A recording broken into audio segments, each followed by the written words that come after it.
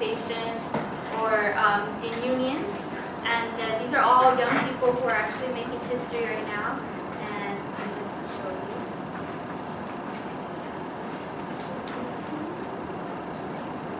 This special place where you'd be gathering to launch the very first ever Dream Summer, the very first ever national internship and scholarship program for undocumented immigrant students.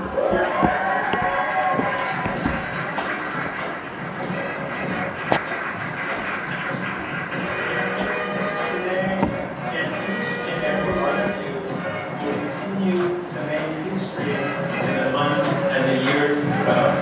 And if you look around this room, I guarantee you that the people that have come together for this event are going to be leading forces within our society for social and economic justice. You will be leading major institutions. You will be leading major organizations within our communities that will bring about a better society, a better day for people throughout this country. In 2010, the DREAM Act student movement gained support from millions of people throughout the nation. With almost no paid staff, no lobbyists, and few financial resources, undocumented immigrant students mobilized a powerful movement. Although the U.S. Senate failed to overcome a filibuster by a minority of senators, The movement itself came closer than ever to pass the federal DREAM Act. undocumented young people displayed leadership necessary to bring this campaign to the forefront.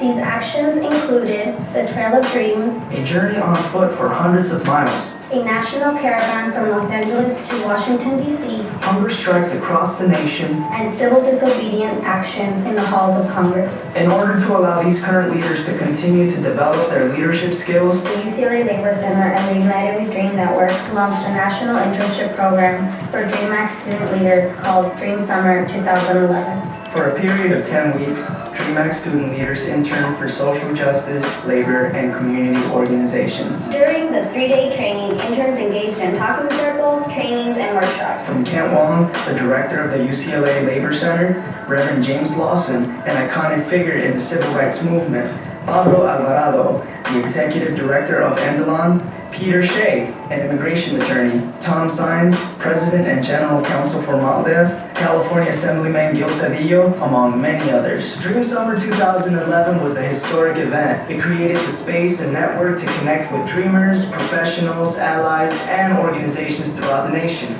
It also provided tools and resources to sustain our movement and push forward in a strategic fashion. I'm proud to have been a part of it, and I hope that what we started here will help strengthen our movement and manifest our collective dream. I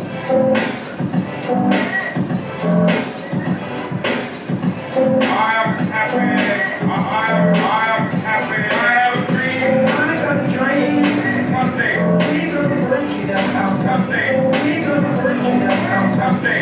We gonna work it out. I have a dream. I got a dream. One day. We gonna work it out.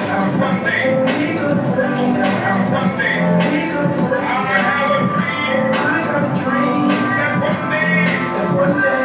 That one day. I'm a little deep within myself. I got the money back. I have a dream. My dream is to be.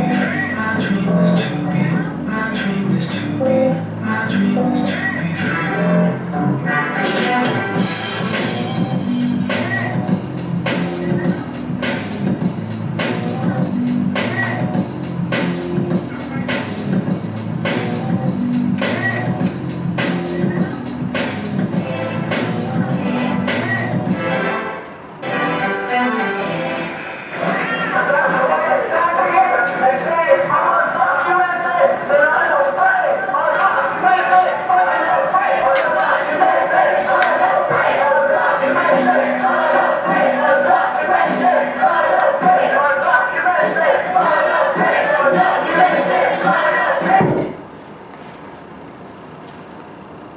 Thank you everyone for coming, and now I'd like to introduce our amazing panelists who are here today. First, Dr. Morrell, who is the director of the Institute for Urban Minority Education and a professor here at UC as well. And if you would like to take a seat over here. And also we have with us amazing people people from California and from here from New York and from Miami, who will be speaking about the book and also their experiences, being undocumented students and being also activists and doing really amazing, groundbreaking work around this book, Undocumented and Unafraid, which is really a tribute to two amazing individuals, Tam Tran and Cinthya Felix, who were really groundbreakers and trailblazers. They were both UCLA grads, and Cinthya was doing her master's here at Columbia at the Mailman School of Public Health, and Tam was doing her PhD at Brown. And tragically, they were both killed in a car accident 2 years ago. And I feel like it's really beautiful to have this event here because it's really a testament to all the amazing work they've done and what the movement has done. So right after their deaths, actually, we had a civil disobedience, and it just really catapulted into so much work that's happened the last 2 years. And before that, and now with the deferred action, I think it's just so timely to have this event here at TC. So I'd like to introduce Sofia Campos from UCLA Labor Center and also one of the co-chairs of United We Dream, Mariella Saavedra, who is a student here at Teachers College, and director of the UCLA Labor Center, Kent Wong. So thank you so much for being here.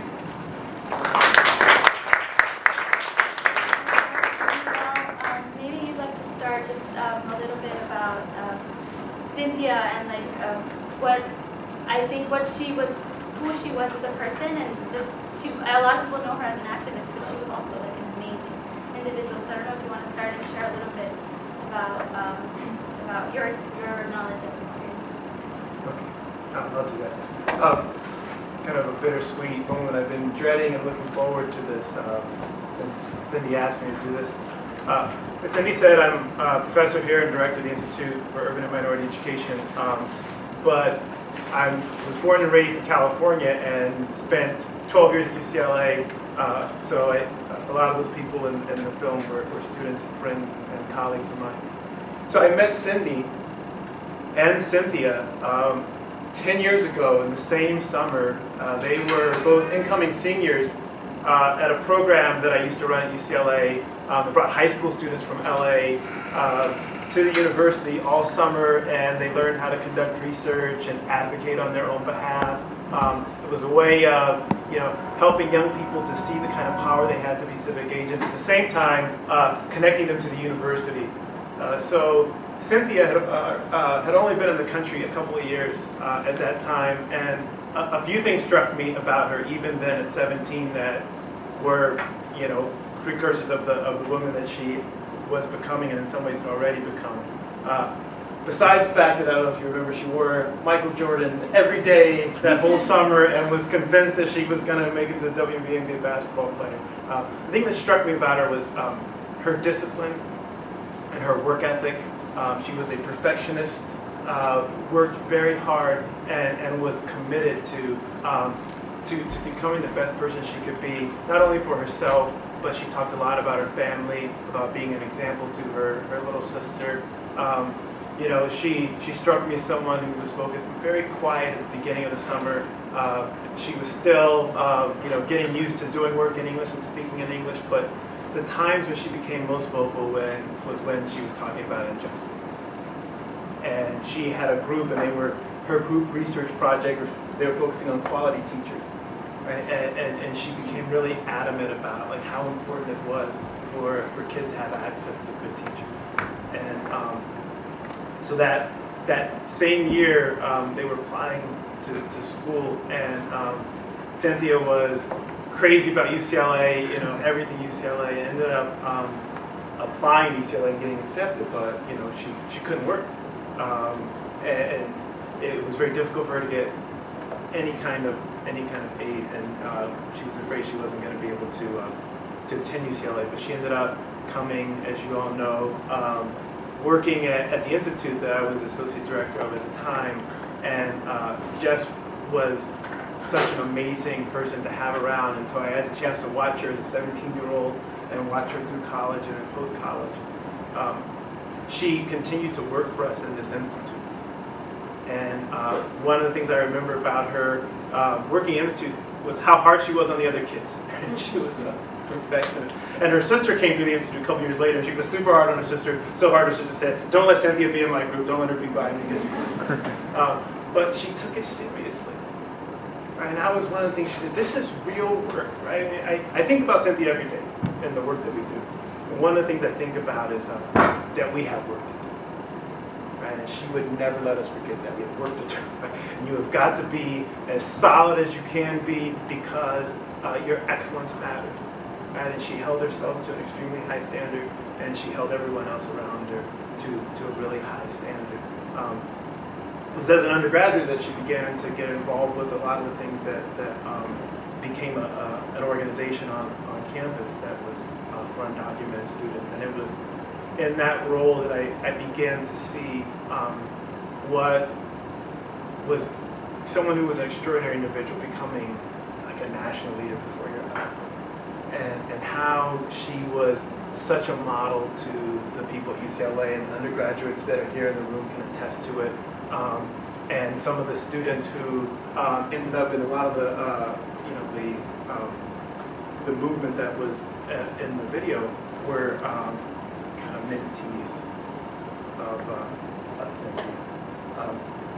She endured what a lot of you endure with such a dignity, but at the same time such a growing sense of rage at the injustice that I think it really captured all of us, to see someone who is excellent by every definition of the term, suffering so unnecessarily, really, brought to our attention, my attention, everyone else in the Institute, how important an issue this was. And at her memorial,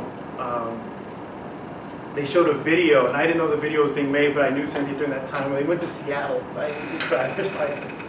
And, she was at that point, graduating from college, and she was 22, and she had to, sneak out of the state just to be able to get a driver's license. And there were moments in that film where they weren't sure what was going to happen, and you could see them, trying to stay light, have a sense of humor at the same time, just facing so much unnecessary pressure. Cinthya was such a beautiful spirit, such a model of how you want to do this work. Right? I mean, she could say things that were critical without being hateful or bitter or making people angry at her, and she had a way of bringing people to her side because she was so committed to the cause and so humble in how she could let people know what was going on. When the students from this second generation were contemplating a lot of the things that I'm sure people will talk about today, they talked about Cinthya and how she had taught them. And I know that she still lives in this movement. A couple things for those who didn't know her that I would say are important for us. And it's to remember that we don't live just for ourselves. Okay? We live for others, right? We live for others who cannot speak. We live for others who are counting on us to make life better for them as they come forward. We live for others that aren't even born yet, for our children and grandchildren, that they can be in a more humane society. But we also live for those like Tam and Cinthya that are no longer here, right? That if they were in, if they were in our minds right now, they would say, do what we would have done, right? Continue the fight that we would have fought. And I think about that. If this were an event about something else, or this were an event about someone else, Cinthya would be here, right? She would be on this panel. She would be talking about these issues. So I feel like it's our responsibility, to keep that movement alive. And so much has happened, but so much is yet to be done. So I'm grateful for having this opportunity to talk about her as a way of talking about this movement. The last thing I'll say is that we are a country of contradictions, and we have faced many challenges before that people would have thought were insurmountable. ending slavery, getting women the right to vote, the civil rights movement. It's not that those movements are over, but they wouldn't have never started if there weren't people who believed, in spite of overwhelming odds in the country. My father went to segregated schools, where he was beaten if he went to the wrong part of town. And they stood up, right? No one in the South in the 1950s would have assumed that there'd be an African-American president or that it would be integrated, but those things happen, right? So we're in a moment now where some of these things seem insurmountable. But it's been people exactly like yourselves, young people who dream in the spite of overwhelming odds that make those impossibilities reality. So you especially, are embracing a legacy of a country that has dealt with its contradictions through the conscience of its young people and avoiding standards. So I applaud you for the work that you do. I applaud you for the work that you've done and putting on the Dream Centers and yourselves as well. But the thing I think about most when I think about Cinthya, besides her life and her life, is the legacy that we have to live in her.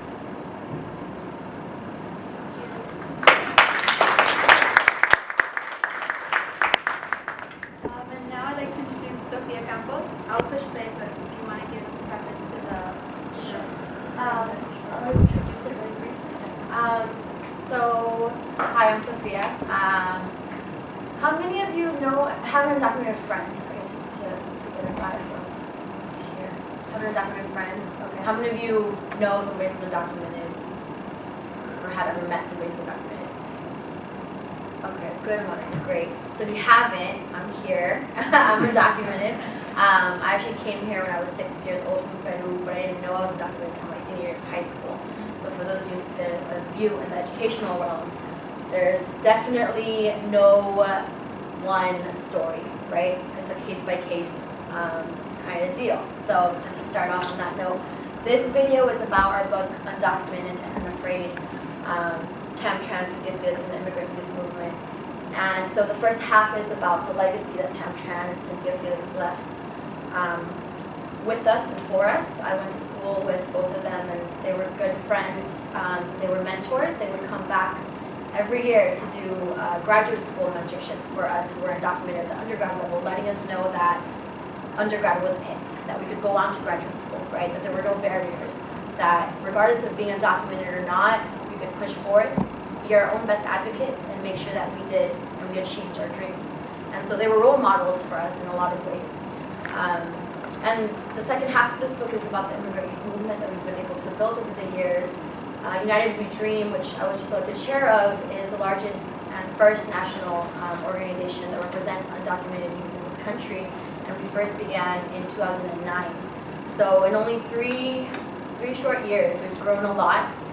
We have over 45 affiliates in over 25 states, and so this is an issue that affects many of us, and it doesn't just affect those who are undocumented, it affects the families, it affects the teachers, it affects the counselors, it affects everybody, because we're all connected, we're all part of the society. And so I don't think I can introduce this book to the extent of what it should be. So I think I'll just let you all see it and take it in. The first community leader is going to share a story with you. My parents escaped the Vietnam War as boat people and were rescued by German ship. My brother and I were born in Germany, and then we came to the United States to reunite with relatives. Once we got here, we applied for political asylum. Well, on the day of my high school graduation, and after living here for 12 years, our petition was denied. We were given a deportation order, but Germany wouldn't accept us because we're not German. Our book really honors the work that immigrant youth have done to advance the rights of all immigrants in this country, and we put a special focus onto women who were part of that movement but left too soon. The title of the book is Undocumented Unafraid, Tam Tran, Cinthya Felix, and the Immigrant Youth Movement. Undocumented immigrants have been fighting for immigration reform for a long time, and the DREAM Act was actually first introduced in 2001. Undocumented and Unafraid is a slogan that has been embraced by the Immigrant Youth Movement, and it captures the mentality that we should not be afraid or ashamed of our undocumented status. We started actually on our first publication in 2007 and completed it around 2008. Throughout that book, we see that we use pseudonyms. Nobody used their real name. People were sort of wondering what the consequences would be. Immigration agents raided my family's home just 2 months ago. I was separated from my mom, my dad, and my little brother. It was a different type of group. It's scared to handle that kind of support network to be able to come out. Tam Tran and Cinthya Felix were among the early leaders of the Immigrant Youth Movement. Most of us in the movement knew about both Tam and Cinthya, right? They were such pioneers in really everything that they did. And they were among the first students that we have heard of going on to graduate school. They symbolize a hard-working immigrant. They work and try to do as much as possible, not only in school but also in their own communities. Tam and Cinthya became friends as undergraduates and supported each other as they ventured out beyond UCLA and applied to graduate school, and they supported each other through that process. It was kind of culture shock to see that I was one of the only Latino students in the whole program. I was probably the only one that's undocumented because everybody else is an international student, but they're coming from very different socioeconomic status. Most of you graduated from one of the high schools I went to, which was Garfield High School. And when I actually transferred into UCLA, I did have this workshop on how to apply for scholarships, and Cinthya actually gave the workshop. Cinthya was a co-founder of Ideas, and they all came together and decided to start this organization and provide resources for undocumented youth and for each other. Cinthya's role was very much like a big sister to a lot of folks because she led by example.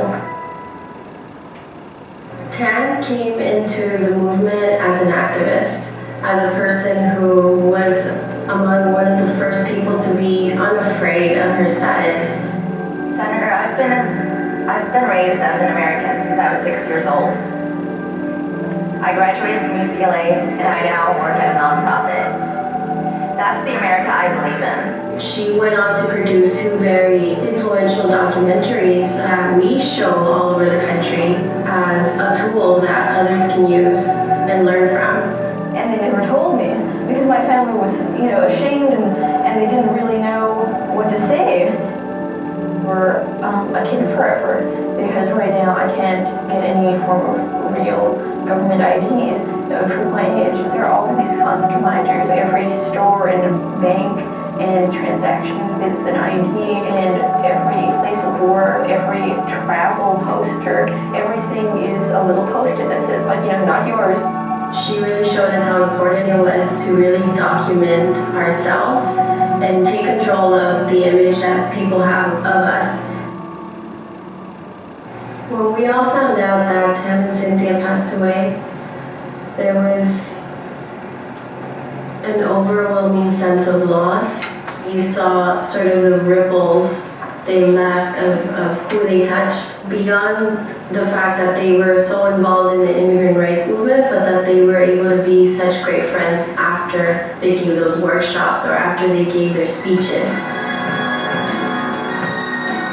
Youth organized memorials all over the country. One of the pictures in the book that we showcase is the 5 students who did the civil disobedience inside Senator McCain's office in 2010, and all 5 students are wearing a button and it has a picture of Tam and Cinthya, and you really get to see the impact they had, and I think that was the kind of inspiration that Tam and Cinthya gave to a lot of youth across the country. The second part of the book really covers a lot of the actions that happened starting in 2010 to now. I'm really excited about the idea that we're putting things that we are just starting to talk about in the movement. We have a piece about queer undocumented youth. We're able to see how to break out of 2 closets and what that means for our movement and how important it is to embrace that.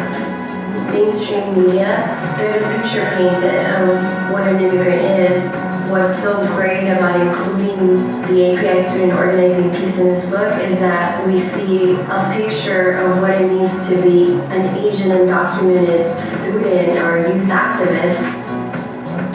There were over 20 undergrads working on this, then we have over 30 contributing authors. There's so many great stories in this new book. I think if you look at it as a trajectory of the movement, every single story, every single action made a huge impact to not only educate and try to move elected officials, but also to empower and bring more people to this movement. The DREAM Act is a piece of legislation, and it mobilized people to tell stories, but that evolved and turned into a movement about identity and about acceptance and about equality. We've come so far since the first time the DREAM Act was introduced in 2001, and it has progressed in the right direction. It's not about the piece of legislation now, it's about our identities and it's about our livelihoods and just the right to dream like anyone else. I'm proud and I'm excited about the next steps.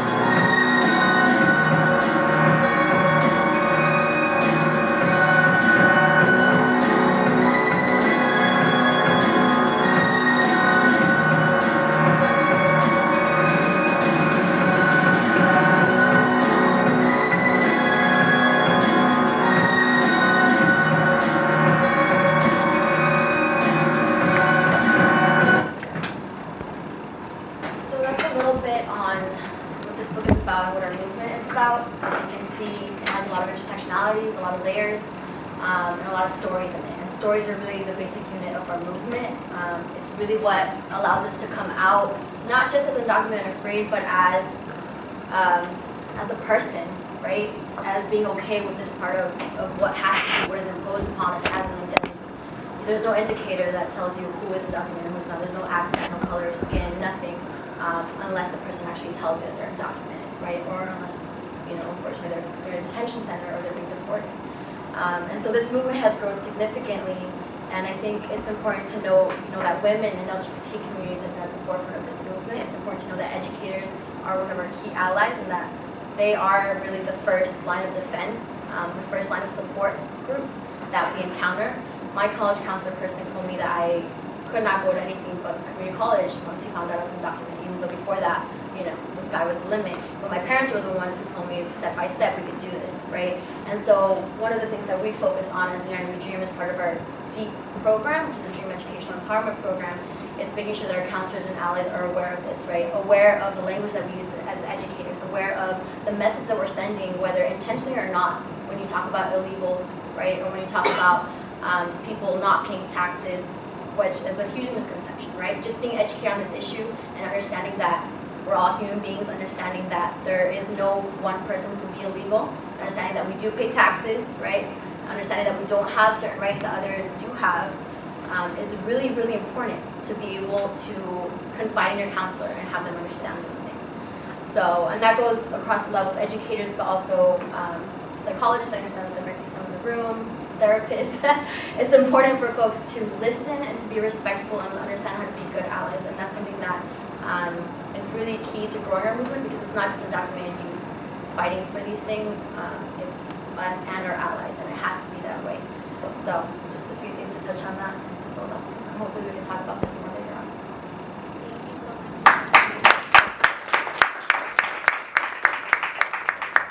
And now I'm very proud to introduce a very good friend of mine, Mariella Saavedra, who is a student here, and maybe she can speak more on her experience being here in TC. Hello everyone, thank you for coming. My name is Mariella Saavedra, and I'm a student at TC. I'm doing a master's in mental health counseling, and I'm also undocumented. And that was one of the first things I started doing when I came here. I started coming out to everyone in my program. And I was surprised to see that a lot of people didn't know what it meant, except for maybe one Peruvian in one of my counseling classes. So to tell you a little bit more about myself, I came to this country from Lima, Peru when I was 5 with my family. And growing up, we all knew, we even knew we were undocumented. It was just like family secret, right? But my parents said, if anyone asks you, just say you were born here. You speak speak English, like you're gonna be fine. And so, but I knew it, and it was like I just needed to not tell anyone. And I went through, I was lucky my parents were professionals in Peru, so they really, pushed education for us. And that was always in the back of my head. My mom was a university professor at a really big university in Peru. My dad was a computer analyst. He was 2 years unemployed, and that's why my mom was like pushing him to come to the U.S. And they came, and my dad's plan was let them learn English and then they'll go right back. And of course, that didn't happen. We stayed here. They saw we were getting a good education. We were learning English. We were establishing our roots here. And I was lucky. My sister and I both went to good high schools. And when it came time to apply for college, she was a year older. She went to her counselor. And this is where, again, like that teacher and counselor component come in. The counselor told her, okay, this is what we're going to do. We're going to make a list of every school you want to go, and I'm going to call. And she called like a list of all these liberal arts schools that provided like needs line aid for international students. And she got into Middlebury College, a school in Vermont, and my sister, she graduated from there, and it came my turn the year after, and the counselor came up. I went up to her office, and she said, Madi, you know what to do. And so then it was my turn. I talked to every admissions, counselor in every school, and I also ended up going to Middlebury College. And throughout those 4 years, I didn't really come out to a lot of people. It was a school in Vermont. It was pretty, liberal arts. It was very activisty, but it wasn't. I just didn't feel comfortable, I guess, coming out to everyone until my last year. That I got more involved. I went to DC and rallied, and I eventually, before graduation, I came out to the president of the school and the dean, and I was like, hey, but what do I do now? I graduated. What is there for undocumented students to do? I had seen my older sister go through that a year earlier, and it was really sad to see her go through that. So she said, Maddie, apply to graduate schools. Just do it. And I didn't want to take the jury. So I didn't want to pay. I didn't have money for admissions, the fee. So I just applied to this school. They had a mental health counseling program. And I said, okay, let me try it. And when I got in, I was really, really happy, right? And then I didn't get any financial aid. And it was a big letdown, right? I thought Columbia was a great, progressive school, or at least, in terms of aid. And my family was like, just go, you'll figure it out. And I did. I just talked to different people, the president, to the vice provost, the rep of my program, and eventually, I did. I managed to get some aid, and I also did some internships prior to that. But that year, which was last year, where I want to highlight, was one of like the hardest times of my life. And so I studied mental health counseling, right? And people don't really talk about the mental health component that comes with being undocumented. And that was the year where I didn't, it was a new city, and I had a way to pay for rent and pay, school and books and all that stuff. And I just felt really alone. And I have friends here, I even have some family here, but it was a weird struggle being at the school and thinking I was the only one.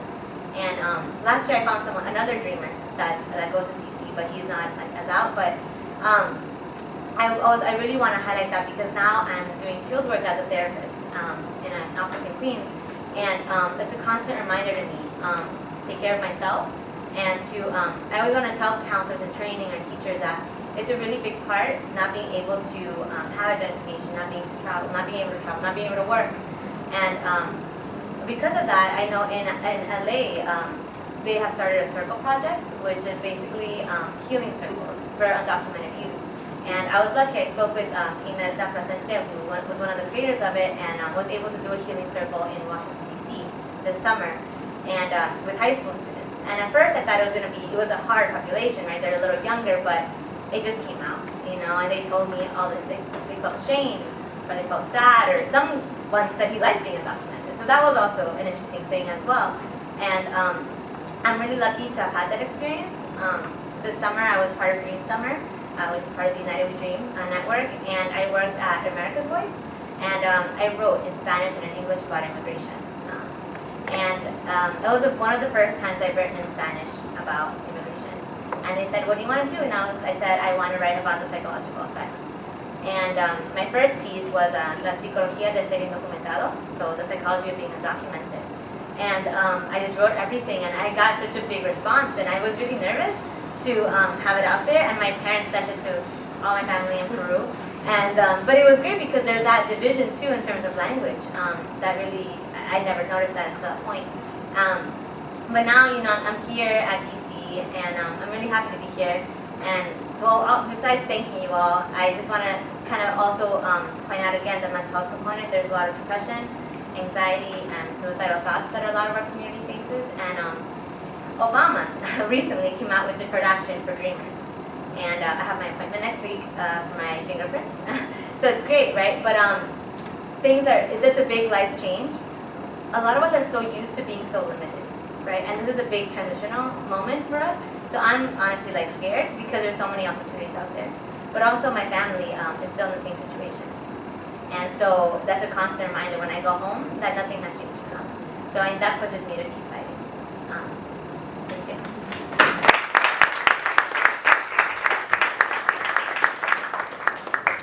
Thank you so much, Maddie, for sharing your story. And I just want to say that when I first met Mariella, she was just so spirited and so committed to being here. And I know a lot of us have a difficulty transitioning and moving, but I can never imagine how difficult it must be not having basic things that I think sometimes we do take for granted, like financial aid and just being able to work at TC and having these things basically handed to us. So I just think, I just really want to thank Mariella for sharing her story and for being here with us. And I also would like to introduce Kent Wong, who is the director of the UCLA Labor Center, and has really been one of our biggest allies in this movement. And I remember I used to work at the UCLA Labor Center, and I just came back from my internship there this summer as well. But I think what's very special about this space is that it is part of UCLA, but it is embedded in the community, and it really is dedicated to improving the lives of people in LA and in the country.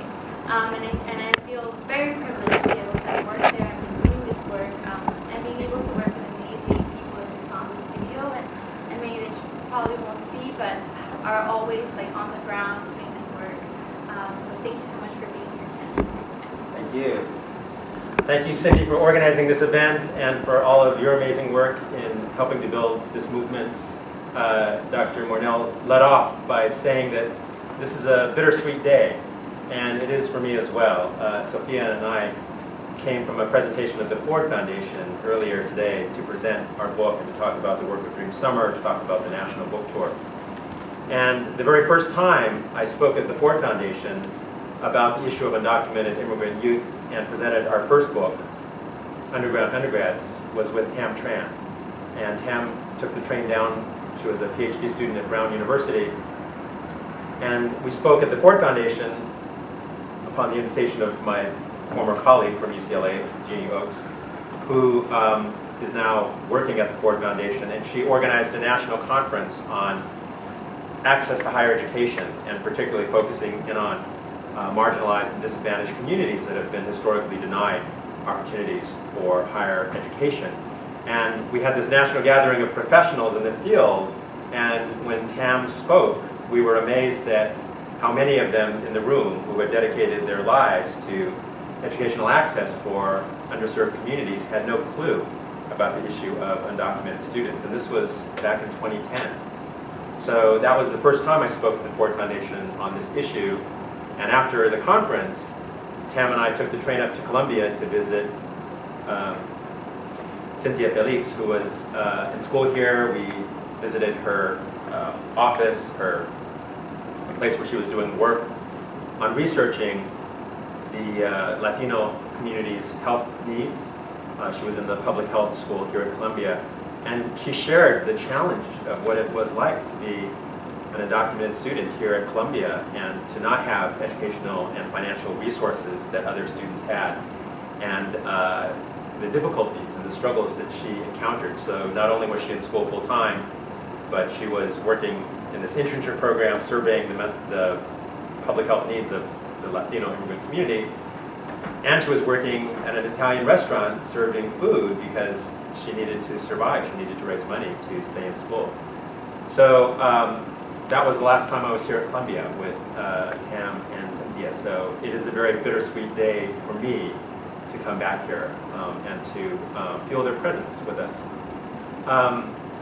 I taught the very first class in the country on the issue of undocumented students, and our students put out this book, Underground Undergrads. And if you look at this book that was published 5 years ago and this book that was just published, Undocumented and Unafraid, you'll see a very distinct contrast. Back in 2007, this was an underground movement, and so the person on the cover was another former student from UCLA, Matias Ramos. He was the first chair of United We Dream, and his story is captured in this book, but his photo does not appear. We used a pseudonym so that no one could identify him, as well as the other students who were captured in this book. Tam Tran was one of the few students who was featured in this book, and you saw a clip of her testifying at a presidential debate, but she also was one of the first who testified when the DREAM Act was being debated back in 2007. And the reason why Tam was able to testify was because not only was she undocumented, but she was stateless. She was Vietnamese, but she was born in Germany. She lived in this country over 20 years. So Germany did not consider her a citizen because they don't honor birthright citizenship. She lived in this country 20 years, but because of our broken immigration system, she was not considered an American, and she'd never lived in Vietnam, even though she was Vietnamese. So she testified back in 2007 because there was nowhere they could deport her. And she was in a PhD program at Brown University, and she joked, perhaps if I get a PhD in American Studies, they will finally allow me to become an American. But the tragedy is that in May of 2010, when Cinthya and Tam were celebrating the end of the school year and drove up to Maine, they were killed in a car crash at the hands of a drunk driver. And I've gotten to know both of their families very, very closely since that time, because you understand that the oppression that undocumented people face doesn't end with their death. And that because no one else in their family had status, even the challenge of claiming their daughters' bodies and flying across country, risking deportation. And I had to be named the executor of their estate because none of their family had legal status to even claim the insurance money for their daughters. So this really stuck with me in terms of how broken our immigration system is and how marginalized undocumented immigrants are within our society. 11 million people, 2 million undocumented immigrant youth and children. And so this whole notion of breaking the fear and the transition from this book, Underground Undergrads, to this book, Undocumented and Unafraid, and how could a 19-year-old woman, Diana Martinez, risk arrest and deportation at a civil disobedience action on the floor of the U.S. Senate, when 21 undocumented students courageously stepped forward in the midst of the debate around the DREAM Act and said, we are undocumented and unafraid, and we are willing to risk arrest and deportation to challenge the U.S. government to do the right thing. So when Sofia and when Mariella speak out, it is with tremendous strength and courage. And for many undocumented students to do the same has broken through the fear. And it has allowed them to lift their voices in a powerful way and to build a national immigrant youth movement that has fundamentally shifted the direction of this country. We started with a clip from Dream Summer 2011, and at the ending of our Dream Summer closing retreat in September of last year, there was a conversation that very afternoon on how to build a national movement to demand that the Obama administration stop the deportation of Dreamers and grant them work authorization. And there was a whole planning session that engaged 100 DREAM Act leaders from around the country. When other leaders of the immigrant rights movement said, you're crazy, it's not going to happen, in an election year there's no way you're going to be able to get Obama to take this stand. And yet it was the courage, it was the passion, it was the dedication of Dreamers themselves that risked arrest and deportation, that engaged in hunger strikes, civil disobedience actions, that called out the Obama administration, challenging him to do the right thing, that he claimed he supported the DREAM Act, and yet under his administration we have seen more than double the rate of deportation as we saw under George Bush. And that although he talks about the DREAM Act, he had virtually done nothing to stop the deportation of Dreamers. And so on June 15th of this year, when we once again gathered for Dream Summer 2012 with Lucy and Mariella and Sofia and Cindy and other Dreamers from around the country, the very opening ceremony was the weekend when President Obama made the decision and announcement that he was going to stop the deportation of DREAM Act eligible students and grant them work authorization. This was a huge victory for this movement, and it shows the capacity of this powerful group of young immigrants who are changing the course of history. So this book event,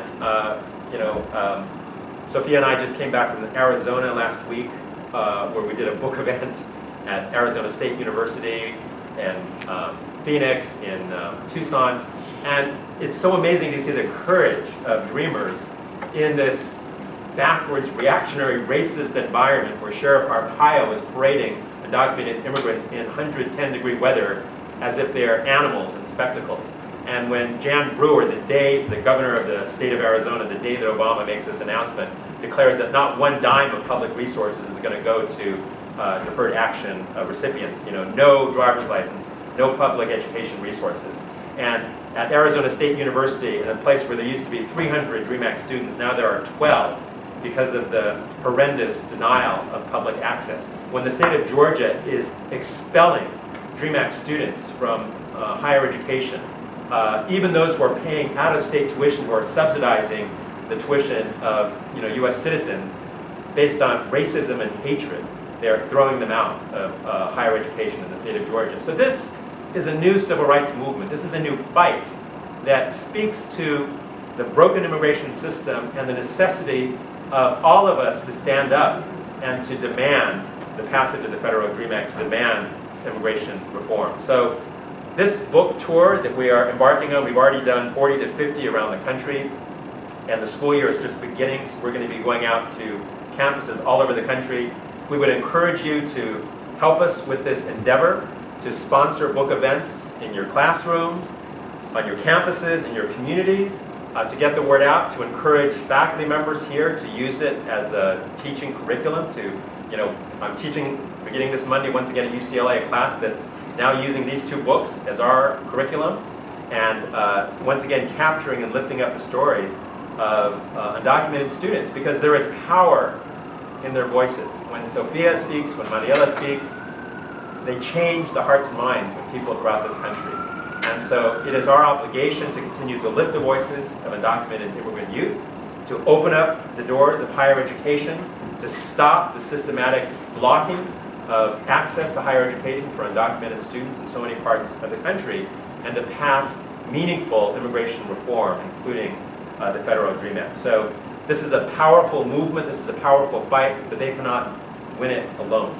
And so that is crucial for those of us in the education profession, those of us who have privilege of being U.S. citizens, who have privilege of having legal status in this country. We must join with this movement and make the change that will benefit not only immigrant youth, immigrant students, and their communities, but indeed will improve the lives of people throughout this country. Thank you.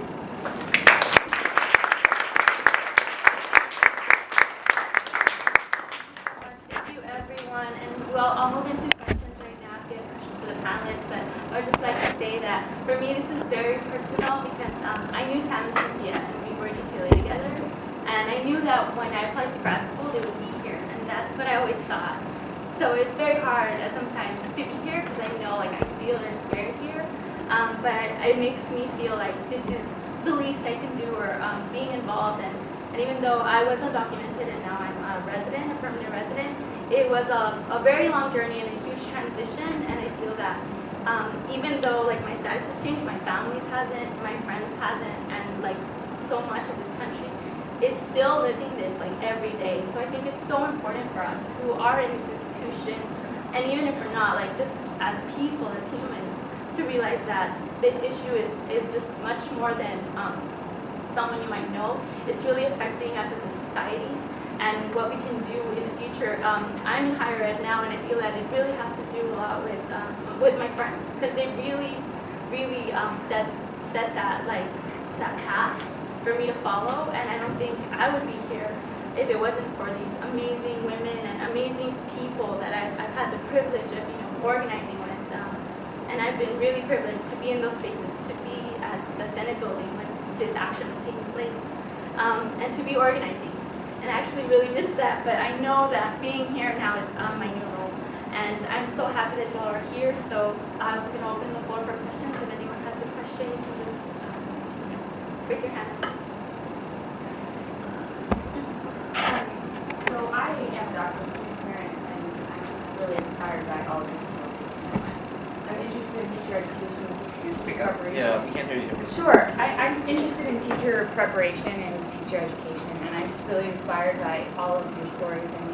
And my question is did a teacher do something or say something that you would have liked to have happened, or didn't say something that you would like to have happened, or did say something that you did like? And could you maybe share some stories about teachers who inspired you, or teachers that you wish to challenge and maybe not joining in to some of the things you're speaking about? Yeah, I can definitely speak on that. I think more than my personal experience, I think, I shared a little bit about what my counselor did. I've had, during high school, I had a biology professor who was really there for me and told me, no, it doesn't matter, you are still a great student, you're going to keep going, and that definitely matters, right? The words that you speak to your students matter. But I think modeling it is a lot more important. So at UCLA, finding a professor like Kent Wong, right, who not only speaks about this issue and shows and tells you that he really cares about it, but he does things to show that he really cares about it, such as being part of this panel, such as helping us publish this book, right, and making sure that it's dreamers who are doing this, right, who are speaking, who are creating these materials, these tools to be our own best advocates. And that's what I learned through Ideas at UCLA, our support group that we have there. But having professors like Kent Wong by our side, fighting with us, I can't tell you how much that means to our movement. Not just to me, not just to Ideas at UCLA, but to people across the nation, to have these allies step up with us in the marches, in the rallies, in the trenches where it really counts, in the Congress offices lobbying with us, right? We have to learn all this stuff because of necessity, because we're pushed to the limit and we don't have rights as basic human beings, but to recognize that our stories matter, and to recognize that not just my story, but your story matters. Whether you're documented or not, we have a story to share, and we all have obstacles in our way, right? And to be able to connect and fight alongside each other, like that means so much on so many levels, right? So I would urge you to follow his advice and host a book event, and I think that those actions can really do so much more for your students than just words, and being informed, right? Having that knowledge and transmitting that knowledge to your students, that's the empowerment that you want to give as teachers, right? Letting them know that they can go to college, and this is how, because I got informed as an educator and I take my job seriously, and I want you to make sure that you know how to get to college, that you know that you can. And even if I don't know, I'll find out, right, with you. Because when I found out I was undocumented, I was given a packet about our in-state tuition bill 8540, and I was told to go down the list of scholarships that were like from 5-10 years ago, right? And going down that list on my own in my room, I can't tell you how depressed I was. And every time I would come back from UCLA after that 2-hour commute on the bus because I couldn't drive, I would go home and cry into my pillow, not wanting to show my parents that hurt and that pain that I was feeling, right? So being able to have an educator fight with me is the biggest gift that you can give somebody, right? And that's just in life in general. So that's what would be my biggest advice to you. Just one. So in therapy we say, in therapy and teaching, I'm assuming you can't just listen to someone tell you it's wrong, so you have to be an advocate. And that's like the biggest thing that really helps. I remember I emailed someone here when I got into this program, and she was informed. And that made like the world of difference, that she knew what it meant, like to be a dreamer, to be undocumented. And she knew services. She's like, why don't you check this place out, do you need books? Like, okay, maybe I can lend you my book. And it was like, actually like helping me get resources, and also showing that she cared because she was informed, and it showing me different organizations that could also help me. So it's about empowering, it's about advocacy, and it's about actions. I think that's where it really hits home that someone cares. And just to touch on that, I know I'm telling you all this stuff, but I think I should also give you resources to do it. So if you Google Under United We Dream, we have the Dream Educational Empowerment Program, which I mentioned. We host webinars for educators for our allies in the educational system. So again, giving our folks these this information and these tools so that you all can use them and again transmit them to your students.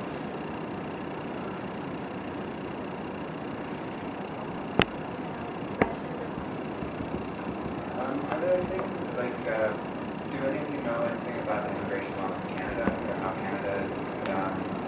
Yes. Go ahead. Oh, I just smiled because we all talk about Canada. Yeah, I know. Like, what are some of the examples that we might learn about from how Canada is working with the immigration system? I hear it's a little bit more evolved than that in the States, but my knowledge of it is pretty limited. Well, I can just speak on my personal note. We have had some dreamers leave to Canada. I mean, I smile because it's something that goes through our head, right? If you have no opportunities here after you graduated, I just graduated from UCLA this past summer. If you have no opportunities here and you don't see your potential being used, right? You fall into depression. You fall into jobs that you don't want to be doing, that you know you can do more and contribute to society more. So some of our folks have left to Canada or other countries, have returned to their home countries of birth. And I think it's important to look at other models, but I think it's important to be creative and understand that our system is very much broken and understand that we need long-term reform. We do need to provide citizenship for those who are here and address the problem that we have now, but also think long-term and how is this going to be appropriately addressed in the future. But in terms of like actual legality, I know that they accept folks who are educated and it's a much faster system, and that's what we've had. We've had folks go there undocumented and with their degrees, so it's a much faster route towards citizenship there. But it's not something that all of us consider really as a viable option, right? Because our home is here. We've grown up most of our lives here. Our parents, our families, our friends, our home are really here in every sense of the word. I don't know if y'all know more about that. Yeah, focus on the U.S. Yeah, my question wasn't so much about whether there's an opportunity in Canada, and just more about the policies that Canada might have that the U.S. could then look to as support, or, hey, this is working here. We could also bring that back, like if you said this isn't broken. So I just... No, Canada absolutely has a much more welcoming and progressive immigration system where they reach out to and assist immigrants in obtaining legal status there, and they welcome educated immigrants to migrate to Canada because they see the value within their society. We have an incredibly polarized situation with regard to immigration, and we have a leadership within the Republican Party that is committed to the most retrograde immigration policies imaginable, where Mitt Romney calls for the self-deportation of 11 million people, which is essentially saying that if we make their lives miserable enough, they will leave to Canada or to another country. Where he prided himself that he vetoed the Massachusetts DREAM Act to block undocumented students in the state of Massachusetts, vows that he will veto the federal DREAM Act if it lands on his desk.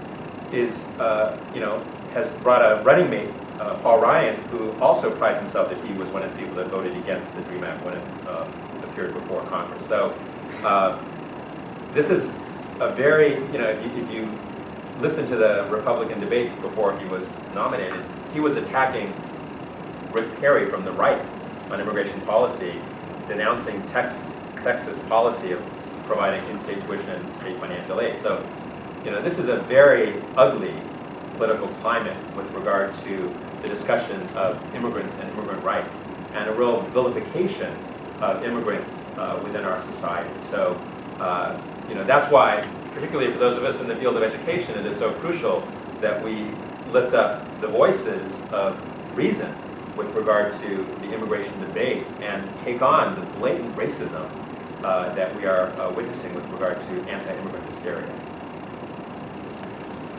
Question for anyone on the panel. I'm really fascinated by the shift, I think, that you were speaking to in terms of even just showing like the covers of the books, in terms of the shift to this sort of like anonymity to coming out and being exposed. And I'm wondering about that and what your understanding of how that came to be, what what the idea was, what made it, because it seemed like it happened pretty quickly.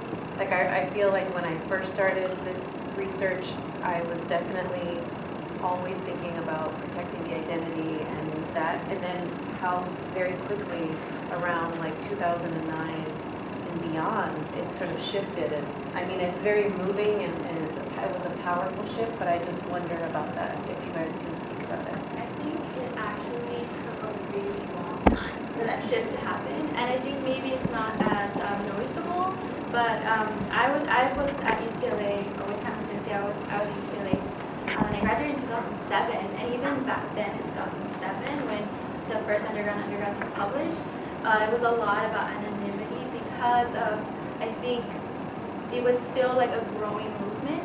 So it was first of like making sure that we were able to go through the system. So IDEA, the UCLA, started as a support group.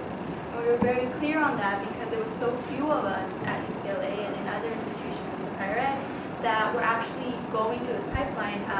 We had an institutional, Indian state bill called AB 540 that gave us like institutional aid. Well, not aid, but really just allowed us to pay in-state tuition, as opposed to before that when there was none and they had to pay out-of-state tuition. So there was less of an access. I think after IDEA started growing and more students started graduating from high school and entering higher ed, I think our needs started to change, and really we started to see how empowered we were in our institutions. But once we left, a lot of that power kind of, or that safety net was taken away, because we were, once again, we were just undocumented. We were college students, we couldn't really get jobs, and that's where I was at. Like I was, with my BA in political science, and I couldn't work. And I got all these job offers, but I couldn't take any.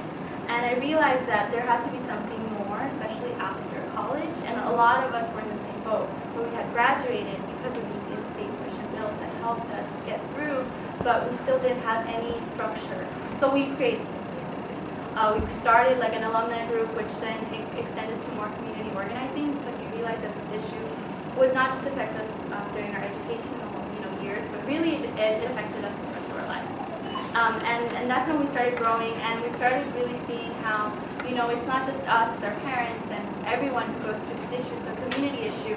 And we started to say, how long is it going to take Congress to move? Nothing is going to ever move them enough, because it doesn't affect their lives. It doesn't affect them when they go to sleep, it doesn't affect them when they wake up, but it does affect us. So that's when a lot of us started growing, started meeting each other. We started having meetings, like United Dream had their first meeting in 2007, and Tam was there. I remember, and another one of our friends, Susan, went, and they told us, there's a lot of other groups out there. We had no idea. We're the only ones, and it was just it was like growing and getting to know each other and really getting to build, because we knew that this wasn't just like, a large immigrant rights organization had their own agenda and we had our own. We needed this book to move and we needed it to pass. And we knew the only way to do this is if we stopped having this fear that a lot of us still have. Because of like how, even I remember when I'm like going back to when Tam's parents got detained, it affected all of us, because we knew this could happen to anyone, and this had never happened to us before. And then when our friend Matias, who's in the cover of the book, got detained as well, and he was sent to a detention center almost, and all these things started happening, we realized that was like the trigger, actually. That was when we're like, we can't let this happen to anyone else, because it's happening. And no one is noticing, because no one is saying anything, because everyone is still living in this fear. So we really decided to start organizing civil disobedience. We really looked, and it's so funny, because today is, September 25th in 1957, Little Rock, they started desegregating, and we really thought about those things, those milestones that have happened in the past, and how they helped, and how they had to do civil disobedience as well to get, to end segregation and all these things. And we realized this is what we have to do as well. And it really, it was like it seems like it was a huge shift, but it was years in the making. And I think it really is a testament to what can happen in the future. But that's kind of how. The last question, I'm sorry. I work at another institution, and I'm working with first-year students, and the majority of my population is first generation as well as undocumented. So sometimes I'm the first person they ever told this information to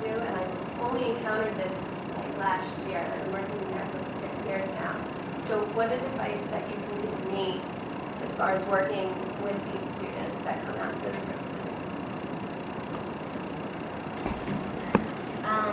So your first year's in high school? Oh, I'm sorry, in college. In college, yeah. Okay. Again, going back to the advocacy role, I would have them, the big one is the support network. So ask them how big their support network is and connect them to organizations in New York that work with that, because a lot of it's empowering to become an activist, even today, having them share their story, working with their parents. Also, I think is a pretty big deal. Trying to think of what else. Well, I find that when the students tell me that they're very bitter, they don't have that relationship with their parents, it's really having to disagree in policy, they disagree when I feel like it's not going to do anything. That's what they tell me, and I, you feel for them, your heart goes out to them, because they are good students, and they got accepted into a great university. They have these thoughts. The huge shift, however, is that based on the Immigrant Youth Movement, they have won deferred action and work authorization.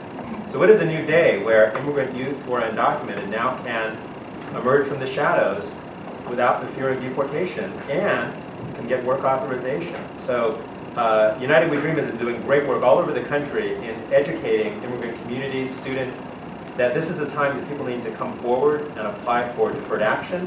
And we're trying to do all we can to mobilize the education community to provide support, to encourage and to provide pathways for people to get deferred action applications in. So they need the counseling, they need the financial support to make that happen. And this is the single biggest breakthrough in immigration policy in 26 years that's going to fundamentally change the lives of up to 1.5 million undocumented immigrant youth. So there is momentum now with this movement, and it's winning and it's growing. Deferred action is just the first step. We're not going to stop there, clearly, but it is a tool to build this movement. Thank you everyone so much for coming, and let's give a round of applause for her.